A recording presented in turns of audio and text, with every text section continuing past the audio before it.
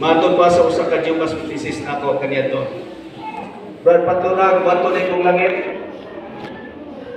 Ingon ko dili di mo atong langit. Isa mo sa ninyo doktrina. Nga mo atong langit. Dili ni mo atong langit kamila kay wa mi katon asa andalan padulong langit. Ang instruction ni Kristo nga maghulat dili kay iya ni kuha og daton sa langit. Dili ni mo atong kamila kay wa mi katon uhahan na pinagdalan padulong langit. Insya nga, inana day, ikaw mo inana dyan. Ang instruction ni Kristo, magulat. Hulaton, nato siya nga mani, aron, nga kita, yang ganon ka sa langit, dili pwedeng malunaw na tagatong langit, huwag pumalik sa Kristo. Kaya wala takatoon, ahan na lang patulong sa langit. Muna, iyon niya nga, mauday ng mga Adventista, mga tug langit. Ikaw nga kung mag-Adventista ka, dagan na tam. Kaya ilang doktrina mga kigsunan sa Jumas 26 dili matug langit gireras yuta. Busa mga kigsunan nitagda sa kabuntagon tuguti ko ninyo mga kigsunan nga atong saluhan ang pulong sa Ginoo. Pagkabot na ko sa tumirog talaga mo kinon mga kigsunan. Nagilad ko by the ang usa sa unang tigulang sa iglesia dito, dasig kayo. Pero ang problema kay dili siya makabalo mo Bible study. Ingon kaya ako, Brother Edwin, mag-uyog ka. Ikaw nga asa man ka padulong kuya. And siya na man Bible study ta. Bisan o igok lang kung ipasa. Ikaw lang ang mag-explain. Dito mga kigsunan niya Davita, daghan yung tinuod ang pagawag Bible study. Diyan ang Davita. O niya ang mga tao, dili dito kaingong gadinad. Sila pa'y mayong sa ibang nga kanos ang balik, Brad. Di, makapagurbe, ikaw nga, kung mahimo, katulong sa usa ka simana. Okay. At tuloy dito, Bible study ni Baklay. Abi ninyo mga kigsunan, dito ko nakasinati nga ang Ginoo mag-uban gini ay. Katong among gi-Bible studyhan, wala mi nakaibalo nga birthday. Wala mi nakaibalo nga birthday. Yan tong among gi-Bible studyhan. Sa diyan Baklay ni Kuya Norbing. Nagpayong ni kay kanang duminorog. Walay adlaw diha na dili magkulan kay grabe katugnaw kaayo mga kigsunan. Tugnaw gid siya, grabe. Mangliki imong simod. Mangbuk-ang imong naon tungod sa katugnaw. So karon pag-abot na mo dito sa ilang balay, kay mga hilungtungan to sila. Nag-andam sila o kining mga tulong kaplato nga kalamay hati. O tulong ka baso ng Diyos. Kabot na mo dito, ningon ang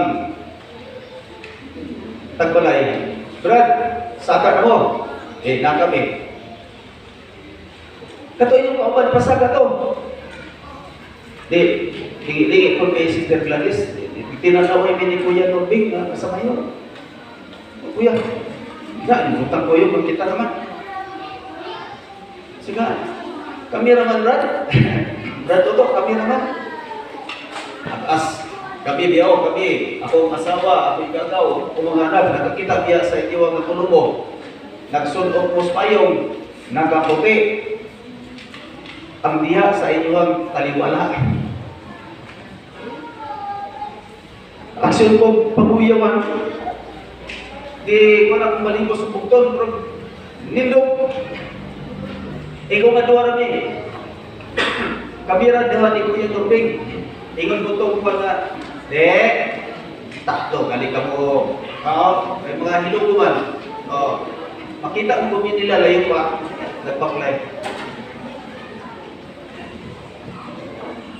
Akong gignan si Kuya Norbing, ikaw nga Kuya Norbing. Kaganina sa walang mata ng lagaw, nag-ampukas Ginoo. Nagluhod ka, Unya atong ipangayo sa Ginoo nga ikaw Ginoo magauban namo sa among lakaw padulong sa pagsagyaw sa imong pulong. Ingko nga dili na lang nato nalison ang saad sa Ginoo nga ako magauban kaninyo hangtod sa katapusan sa panahon. Sa ato pa nga kung ang Ginoo mo kuyog uban nimo ubanan gid ka. Mo nag-ingon sa Roma kapitulo 8 bersikulo 31. Ingon ni San Pablo Apostol, kung ang Dios dapig kanato, kinsa pa may pato kanato. Sa atong pagakong dapigan kasi no, walay tao nga makahimo sa pagparmas-tamas nimo, walay tao nga makahimo sa pag-among nimo kay ang Ginoo maoy mo dapig sa katapusan nato mga kaibigan.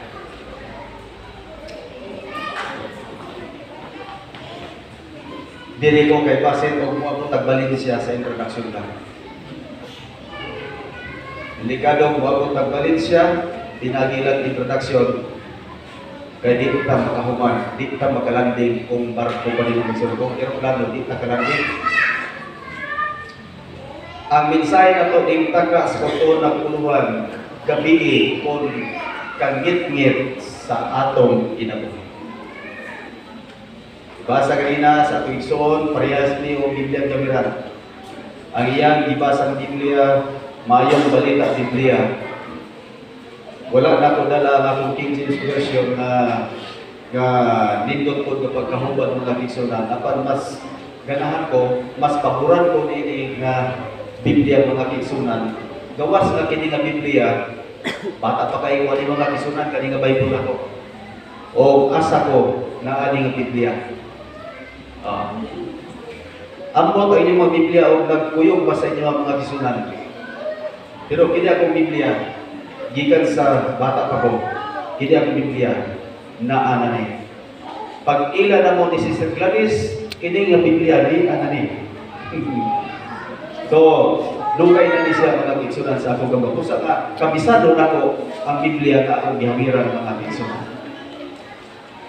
Ingon ni Kristo, sa Juan kapitulo 9, bersikulo 4, atong subliyon pagbasa mga igsoonan ngay. Doon ako'y gusto nga i-emphasize nini na mahalag na ko sa inyo nga sa atong pagpahuli mga igsoonan makahimo kita sa pagpamalandong kay kining panahon nga atong gipuy-an karon mga igsoonan dili o dili na ni siya kakumpiyansahan. Dili o dili na ni kakumpiyansahan ang panahon nga atong gipuy-an tungod kay nag-anam na tao kaduol sa katapusan. Kung si Galileo pa ni na ay kalayo pero nag-anam na o kaduol sa iyang tawag ni Dre?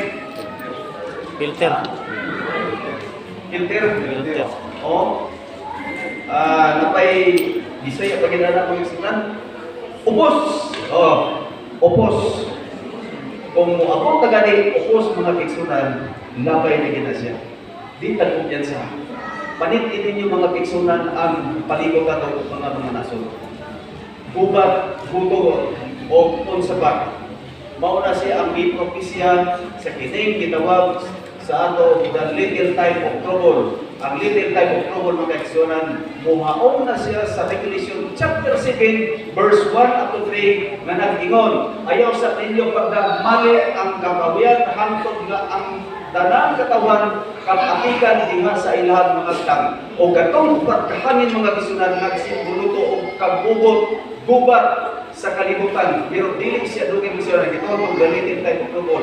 But before pa anak mga kisunan, gitinahanglan nga matapusan na ito, magkanawat una sa silyo, sa buhay ng Diyos o sa pagbuko sa likunan. Kaya para paglingko na ito mga kisunan o di anang panahon na muabot yun ang Ginoo mga kisunan.